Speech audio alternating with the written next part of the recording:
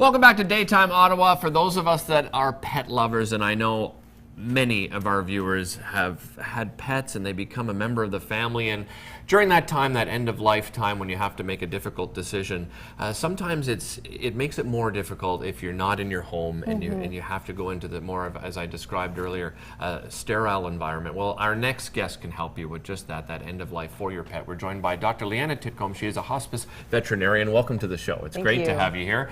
And this was something very personal for you. You're yourself obviously a pet lover, a veterinarian, yes, but you lost your own beautiful dog, and I guess that's what set this in motion for you. Yes, exactly. My dog George, he's even on my brochures. So I lost him about 4 years ago, and he was a very special dog to me, but he passed away in the backyard with my help. Sun was shining, my two little boys were playing on the trampoline, and it was just a beautiful, peaceful experience.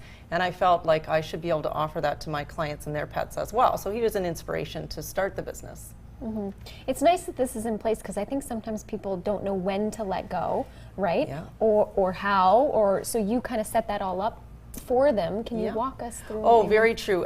It's really hard for people. It's such an emotional time. They're so connected to their pets. It's nice to have some professional guidance to help them decide when it's time to say goodbye. We talk a lot about quality of life, pain management, just even the animal's own emotional well-being, and people struggle a lot, and we're there to guide them and make it a somewhat easier process. Yeah, because with a pet, obviously, they can't necessarily tell you, but as a professional veterinarian, maybe there are signs that you yourself see that maybe I don't as a pet owner see. Exactly. Right? I think we can establish if a pet is in pain sometimes better than a client can if they, aren't experienced in looking at the signs. They say it's sort of like pediatrics that, that the animals can't speak their pain, but they can certainly show us in other ways.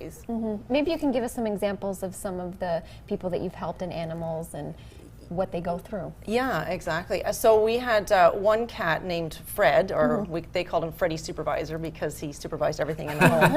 And he was owned by a couple named Peter and Mary. And there he is on camera supervising. And so they had him for many, many years. And Peter told the story of when he went in for his first vet visit, he was on top of Peter's head. And so for the final visit, he wanted to be really peaceful and comfortable with him. So Freddie was able to pass away at home on his lap. And we were really impressed by Peter and Mary's devotion to their cat and their love for their cat, and also the way Peter recognized his need for his own comfort measures. So in the final moments, he had Mozart playing, and he had a nice glass of cognac, and Freddie passed away peacefully on his lap. And that's the kind of thing you really couldn't achieve in a clinic setting. So it was really nice for them. Another story is Oliver's story. Yeah, Tell us so a little bit about Oliver was a black lab, and he was owned by a young family with two little girls. There he is, beautiful dog.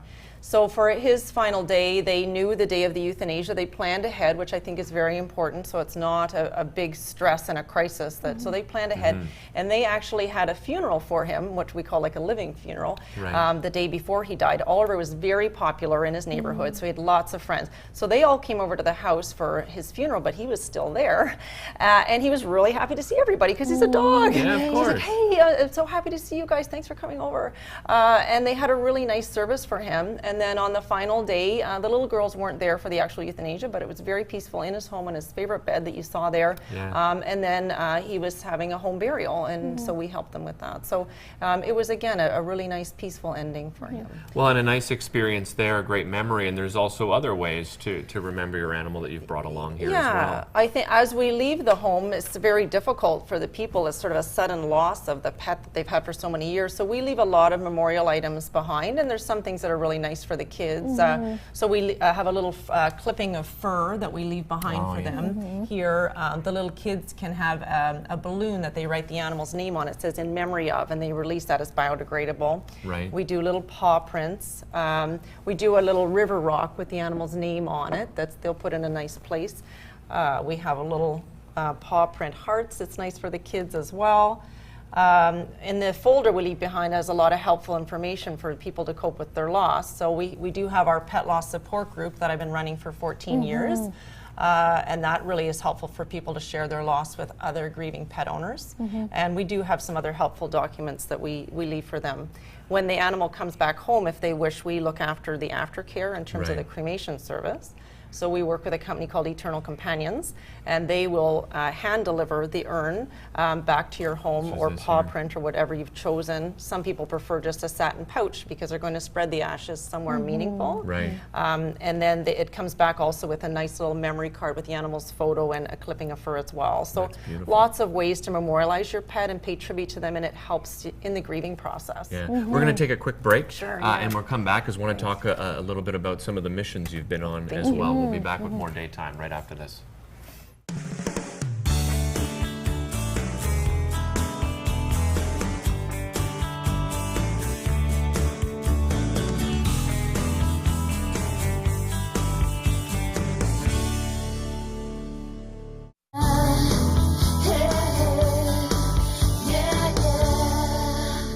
Welcome back to the show. We are back with Dr. Leanna Titcomb. She is a hospice veterinarian, and here talking about some of the things. And another thing that you do, you volunteer your time. You go to impoverished areas as well, and I think we have some photos of that. Tell us about your involvement in that. Well, we think it's very meaningful for pet owners to be able to donate their unused medication and supplies rather than just throwing it out. A lot of it's really expensive. So we collect all the donations, and we go down to, this is Carriacou in the West Indies, and there's like a makeshift animal hospital on a beach house. Okay. And so that's me and a technician, Jessica, performing spay on a dog there.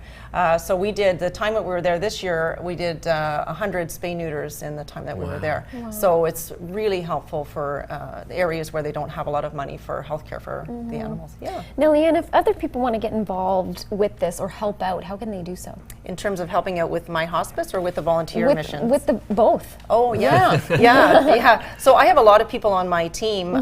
Today we're helping to say goodbye to 5 dogs across Ottawa, all the way from Navan to Carleton Place. So I do accept resumes for veterinarians, veterinary technicians, and assistants. So they can definitely apply to my business. For the volunteer vet missions, I think really just even going online. Carriacou Animal Hospital has a Facebook page, website, and there's lots of others. You know, Vets Without Borders. There's lots of ways you can find to volunteer your time because it's really needed. Yeah. Well, and you mentioned you've got 5 dogs this afternoon, and one is pretty unique. You're taking him on a car ride. It's a girl dog named Kava, and she loves car rides, and so they really wanted her final moments to be on a car ride. So we said we would sedate her, take her for the ride. I'll go with, you know, just to be sure, and then come back and perform the euthanasia in the car in the driveway. It's her happiest place, so why not leave the world in your happiest place? Yeah, absolutely. Yeah. Well, and that just goes to show the types of things that you can do, work with families, and one of your best pieces of advice that you sent, it was plan ahead and make sure you have everything ready to go. Yeah, and what plan you wanna ahead do. so it's peaceful, it can be really beautiful, and just take away all that fear, anxiety, and stress that usually goes with it. Yeah. We want to make it better. Absolutely. Right. Thank you so much for Thank joining you. us. It's Thank been a great conversation. You can find out more by visiting the website. Thank you, Faye, for joining us today Thanks for on the having show. me. We'll see you tomorrow, everyone. Thanks for watching.